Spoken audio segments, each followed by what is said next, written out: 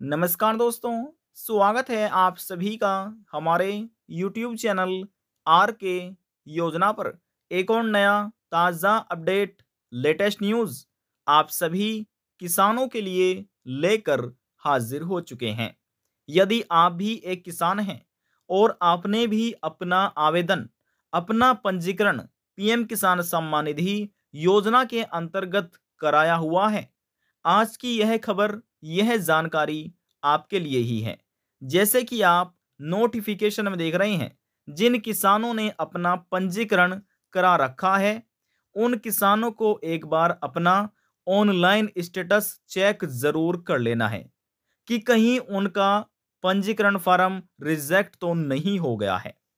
पंजीकरण form reject होने के बहुत से कारण हो जाते हैं, अन्य प्रकार के कारण भी आपको देखने को मिलेंगे। आज की इस वीडियो में आपको ऑनलाइन सभी जानकारी मिलने जा रही है। ऑनलाइन अपना स्टेटस आप कैसे चेक कर सकते हैं, और यदि आपका जो फॉर्म है वह रिजेक्ट हो जाता है तो आपको कहां पर लिखा मिलेगा, किसमें कारण क्या बताया गया है, सभी जानकारी आपको दी जाएगी। वीडियो की शुरुआत करने से पहले हमारा आपसे निवेदन है, यदि आप हमारे चैनल पर पहली बार आए हैं तो चैनल को सब्सक्राइब जरूर कर लीजिएगा। साथ ही बेल आइकन के बटन को प्रेस करना ना भूलें, ताकि जो हमारी वीडियो का नोटिफिकेशन है वह सबसे पहले आपको प्राप्त हो और आप सबसे पहले ही उसका लाभ उठा सके। चलिए वीडियो की शुरुआत कर लेते हैं। स्टेप बाय स्टेप सभी जानकारी आपको ऑनलाइन ही दे देते हैं। Online pension payment status check करने के लिए पीएम किसान योजना का सबसे पहले आपको अपने मोबाइल फोन में गूगल क्रोम ब्राउजर को ओपन कर लेना है। यहां पर आने के बाद आपको सर्च करना है पीएम किसान, ये लिखना है और लिखकर इसको आपको सर्च कर देना है। जैसे आप सर्च कीजिएगा आपके सामने कुछ इस तरह का इंटरफेस ओपन हो जाएगा। यहाँ पर लिखा मिलेगा पीएम किसान। यह एक ऑफिशियल वेबसाइट है, केंद्र सरकार की देखरेख में चलाई जा रही है। तो क्लिक करके आपको इसका चुनाव कर लेना है। जैसे ही आप चुनाव कीजिएगा तो आप ऑफिशियल वेबसाइट पर विजिट हो जाएंगे, आ जाएंगे। और इसके बाद देखिए यहाँ पर तीन लाइन पर, माफ कीजिएगा तीन बिंदिया पर आपको क्लिक करना है। क्लिक करने के बाद आपको अपने मोबाइल फोन में डेस्कटॉप साइट को ओपन कर लेना है, यहां पर क्लिक करके। तो चलिए हम इसको ओपन कर लेते हैं। और ओपन करने के बाद आपके सामने कुछ इस तरह का पेज ओपन हो जाता है, जैसे किसी लैपटॉप में डेस्कटॉप साइट में ओपन होता है। फिर आपको नीचे आना है, लिखा मिलेगा honourable prime minister has release the 18th instalment of PM Kisan Yojana on 5 अक्टूबर 2024। यानी कि माननीय प्रधानमंत्री जी द्वारा पीएम किसान योजना का जो पैसा है 18वीं किस्त का, वह 5 अक्टूबर 2024 को हस्तांतरित किया गया था। ये अपडेट इसमें बताया गया है। अब देखिए, पीएम किसान सम्मान निधि योजना का लाभ लेने के लिए आपको कुछ नियमों का पालन करना होता है, तभी आप इस योजना का लाभ ले सकते हैं। किस प्रकार के वह नियम है, तो चलिए जान लेते हैं। सबसे पहले ई केवाईसी का है। तो यदि आपने ई केवाईसी अभी तक नहीं करा तो आप अपना ई केवाईसी जरूर कर लीजिएगा। यदि आपका लैंड रिकॉर्ड अधूरा है, यानी कि लैंड सीडिंग आपने नहीं कराया है, तो ये भी आपको करा लेना है। लैंड सीडिंग का कार्य पूरा कराने के लिए आपको जमीन की फरद या खतौनी की आवश्यकता होती है। तो ये आप अपनी तहसील में जाकर निकलवा सकते हैं, और वहां पर निकलवाने के बाद सीएससी सेंटर पर जाकर आप इसको अपडेट करा सकते हैं अपने आवेदन फॉर्म में। इससे यह होगा जिसका लैंड सीडिंग का कार्य अधूरा है, यह पूरा हो जाएगा। और एक बात आपको ध्यान में रखनी है, जो आप अपनी जमीन की फरद या खतौनी निकलवाएंगे ऑनलाइन अपनी तहसील द्वारा से, तो वहां पर आपको अपने जो आपके गांव के पटवारी हैं, लेखपाल हैं, उनके द्वारा वेरीफाइड जरूर करा लीजिएगा। अन्यथा हो सकता है जैसे आप ऑनलाइन अपडेट कराएंगे, हो सकता है कुछ दिन में आपका ये कैंसिल हो जाए, रिजेक्ट हो जाए। तो इसलिए आपको अपने जो आपके गांव के पटवारी हैं या लेखपाल हैं, उनको द्वारा वेरीफाइड कराना है, और इसके बाद सीएससी सेंटर पर आकर इसको आपको अपडेट कराना है अपने आवेदन फॉर्म में ही, पंजीकरण में ही। समझ रहे हैं। अब दूसरा है कि जो आपका बैंक खाता है, बैंक खाते से आपका एनपीसीआई, डीबीटी आपका चालू होना चाहिए। इसे बोला जाता है आधार सीडिंग। जब तक ये कार्य पूरा नहीं होगा तो आपके बैंक खाते में पैसा नहीं आ पाएगा, क्योंकि इस योजना के अंतर्गत जो पैसा भेजा जाता है वह डीबीटी के माध्यम से बोला भेजा जाता है। डायरेक्ट बेनिफिट ट्रांसफर, आधार बेस्ड ट्रांसफर करने की पैसा ये प्रक्रिया है। अब बात करते हैं कि आप अपना स्टेटस कैसे चेक कर पाएंगे। देखिए, चाहे आपने स्वयं ने ऑनलाइन अप्लाई किया हो या सीएससी सेंटर से आपने अप्लाई कराया हो, उन सभी किसानों को चुनाव करना है status of self register farmer, CSC farmer. तो देखिए, दोनों से चेक किया जाता है। यानी यदि आपने स्वयं अप्लाई किया था तो जब भी आप चेक कर सकते हैं यहाँ से ही। यदि आपने सीएससी सेंटर पर जाकर अप्लाई कराया था, ऑनलाइन आवेदन किया था, पंजीकरण कराया था, तो फिर भी यहाँ पर क्लिक करके आप चेक कर पाएंगे। तो हम इस पर क्लिक कर देते हैं। क्लिक हमने किया और हमारे सामने कुछ इस तरह का पेज ओपन हो चुका है। देखिए, जब आपने सीएससी सेंटर पर ऑनलाइन अप्लाई किया था, आपका पंजीकरण पूरा हो गया था, तो वहां से आपको एक स्लिप दी गई होगी। उस स्लिप में आपका आधार नंबर लिखा हुआ होगा। या तो उस स्लिप से आप नोट कर लीजिए, या आप अपना आधार कार्ड उठाकर आधार कार्ड में जो आपका आधार नंबर है वह आधार नंबर इस बॉक्स में आपको दर्ज करना है। ध्यानपूर्वक दर्ज करना है, कोई गलतियां ना आपसे होनी चाहिए। तो जो आपका आधार नंबर है इस बॉक्स में दर्ज कर लीजिए। चलिए, माफ कीजिएगा, चलिए हम भी दर्ज कर लेते हैं। और जो ये कैप्चा कोड दिया गया है, ये कैप्चा कोड यहाँ पर आपको दर्ज करना है और फिर आपको सर्च के आइकन पर क्लिक कर देना है। तो चलिए हम दर्ज कर लेते हैं। देखिए, यहाँ पर हमने अपना आधार नंबर दर्ज कर लिया। इस प्रकार से आपको भी दर्ज करना है। और जो ये कैप्चा कोड हमारी फोन की स्क्रीन पर था, ये हमने यहाँ पर दर्ज कर लिया है। आपको भी दर्ज करना है जो आपकी फोन की स्क्रीन पर होगा। अब यहाँ पर ये सर्च का आइकन है, तो चलिए हम सर्च के आइकन पर क्लिक कर देते हैं। देखिए, हमारे सामने अगला पेज ओपन हो चुका है।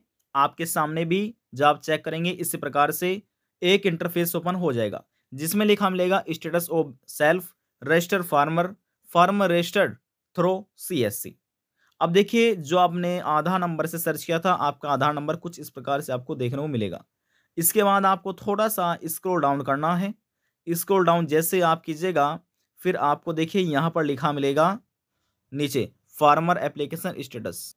देखिए, इस फार्मर एप्लीकेशन स्टेटस में यहाँ पर आप देख सकते हैं, सबसे पहले यहाँ पर जिन किसानों ने अपना ऑनलाइन पंजीकरण कराया है इस योजना का लाभ लेने के लिए, उन किसान का नाम यहाँ पर देखने को मिलेगा। देख रहे हैं, फार्मर नेम आपको यहाँ पर मिलेगा और उनके पिताजी यानी कि फादर नेम, किसान के जो पिताजी होंगे, नाम यहाँ पर देखने को मिलेगा।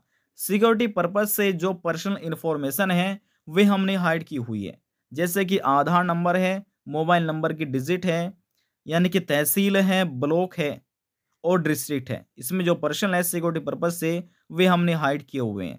थोड़ा सा यहाँ पर हम और स्क्रॉल डाउन कर लेते हैं। इसके बाद यहाँ पर आप देख सकते हैं, इसमें ये जो पूरा अपडेट है हम आपको दिखा रहे हैं। यहाँ पर आपका आधार नंबर होगा, यहाँ पर मोबाइल नंबर होगा यानी कि आपकी तहसील होगी, यहाँ पर आपका ब्लॉक होगा, यहाँ पर आपका स्टेट होगा। चाहे आप उत्तर प्रदेश, हरियाणा, पंजाब, गुजरात, महाराष्ट्र, कर्नाटका, हिमाचल प्रदेश, उत्तराखंड, किसी भी राज्य से आपने आवेदन किया है, तो आप जिस राज्य के निवासी हैं यहाँ पर आपके राज्य का नाम मिलेगा, यहाँ पर आपके ज़िले का नाम मिलेगा, यहाँ पर आपकी तहसील का और यहाँ पर आपके ब्लॉक का। इसके बाद आपको थोड़ा सा और स्क्रॉल डाउन करना है। जैसे आप यहाँ से स्क्रॉल डाउन करेंगे तो पूरा स्टेटस आपके सामने ये आपको देखने को मिलेगा।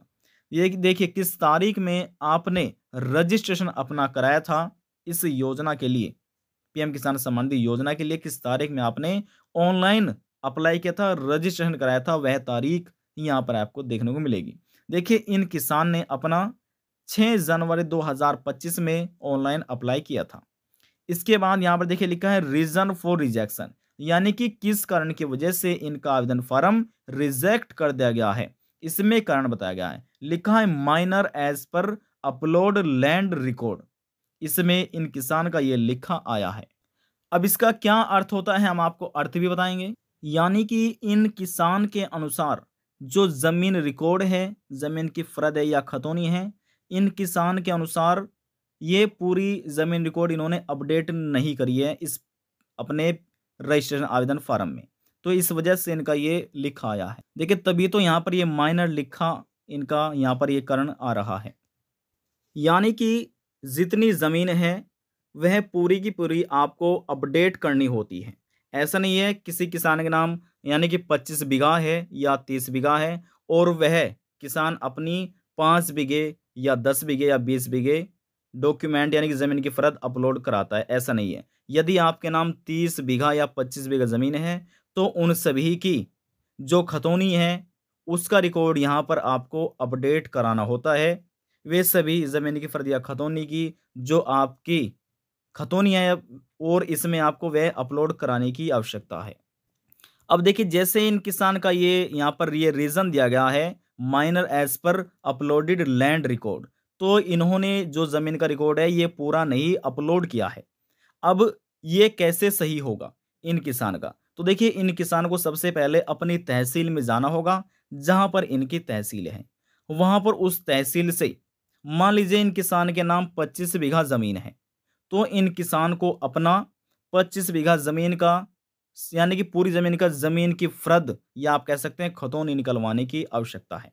जैसे तहसील से निकलवा लेंगे, तो इनके गाँव के जो लेखपाल होंगे, पटवारी होंगे, उनके द्वारा वेरिफ़ाइड करा लेनी है। जैसे ही वेरिफ़ाइड होगी तो जो लेखपाल होंगे साइन करेंगे, अपना स्टैम्प लाएँगे या मोहर लाएँगे और लगाकर आपको वेरिफ़ाइड करके दे देंगे। उसके बाद सीएससी सेंटर पर आकर आपको अपने इस पंजीकरण फ़ॉर्म में अपडेट कराने की आवश्यकता है। ठीक है? तो जैसे ये अपडेट करा लेंगे, 10 से 15 दिनों में या 20 दिनों में, यहाँ तक कि 1 महीना भी लग सकता है। इसके बाद इनका ये कार्य सही हो जाएगा। अब देखिए, आप तो ऑनलाइन अप्लाई कर देते हैं अपने आवेदन फ़ॉर्म को। अब इस योजना का जो ये आवेदन फ़ॉर्म है, सबसे पहले जाता है ये यानी कि डिस्ट्रिक्ट माफ़ कीजिएगा, ब्लॉक लेवल और सब डिस्ट्रिक्ट लेवल यानी कि आपके ब्लॉक लेवल तक और तहसील लेवल तक, वहाँ से वेरिफाइड हो जाता है। यदि अधिकारियों को वहाँ पर लगता है कि इसमें कुछ गलत है, तो वहाँ से इसको रिजेक्ट कर दिया जाता है। ठीक है? तो सबसे पहले जाएगा आपके ब्लॉक लेवल और सब डिस्ट्रिक्ट यानी कि तहसील लेवल तक। इसके बाद जाता है ये आपके डिस्ट्रिक्ट यानी कि जनपद लेवल तक आपका आवेदन फ़ॉर्म। उसके बाद जाता है आपका स्टेट लेवल तक, यानी कि सबसे पहले आएगी आपकी ब्लॉक या सब डिस्ट्रिक्ट, जी हाँ, सब डिस्ट्रिक्ट। इसके बाद आपका आएगा डिस्ट्रिक्ट लेवल, इसके बाद आता है आपका स्टेट लेवल। यहाँ से वेरीफाइड होने के बाद ये जाता है सेंट्रल गवर्नमेंट के बाद, यहाँ पर आपके आवेदन फ़ॉर्म कोई भी वेरीफाइड नहीं होता। पीएम किसान सम्मान निधि योजना के अंतर्गत जो किसान अप्लाई करता है, उनका आवेदन फ़ॉर्म ब्लॉक या सब डिस्ट्रिक्ट लेवल से लगाकर स्टेट लेवल तक जाता है, अप्रूवल मिलता है, किसी का रिजेक्ट हो जाता है, तो जिसका अप्रूवल मिल जाता है, वेरीफाइड हो जाता है और होने के बाद फिर जाता है वे सेंट्रल गवर्नमेंट के पास। वहाँ पर कोई भी ऐसा अप्रूवल मिलने की आवश्यकता नहीं, क्योंकि जो जाँच पड़ताल की जाती है, वह केवल स्टेट लेवल तक ही अधिकारियों द्वारा की जाती है। तो देखिए रिजेक्ट होने के बहुत से कारण हो सकते हैं। किसी का हो सकता है ज़मीन खतौनी में कुछ जैसे इसमें मिस्टेक दी गई है। कुछ ऐसे होते हैं कि किसी जो किसान है वह 18 प्लस नहीं होते हैं। 18 प्लस नहीं होते, तो ये भी एक कारण इसमें बताया जाता है और भी अन्य कारण हैं। यदि किसी का ई-केवाईसी पूरा नहीं है तो ई-केवाईसी कारण में लिखा मिलेगा, किसी का लैंड रिकॉर्ड पूरा नहीं है तो ये भी लिखा मिलेगा, किसी का एनपीसीआई मैपिंग नहीं है तो वहाँ से फिर भी ये पेमेंट नहीं मिल पाएगी। तो आपका जो भी कारण होगा आपको लिखा मिल जाएगा। यदि आपका रिजेक्ट हो रहा है, यदि प्रोसेसिंग में है तो आपको प्रोसेसिंग लिखा मिलेगा। आज की जानकारी में बस इतना ही। यदि आपको हमारी दी हुई जानकारी पसंद आई तो वीडियो को ज़रूर लाइक कर दीजिएगा। आपके एक लाइक से हमें बहुत ज़्यादा मोटिवेशन मिलता है। लास्ट में निवेदन यही करेंगे, चैनल को सब्सक्राइब और साथ ही बेल आइकन के बटन को प्रेस करना ना भूलें। अब हम आपसे मिलते हैं नेक्स्ट वीडियो में एक और नई जानकारी के साथ। तब तक के लिए जय हिंद, जय भारत।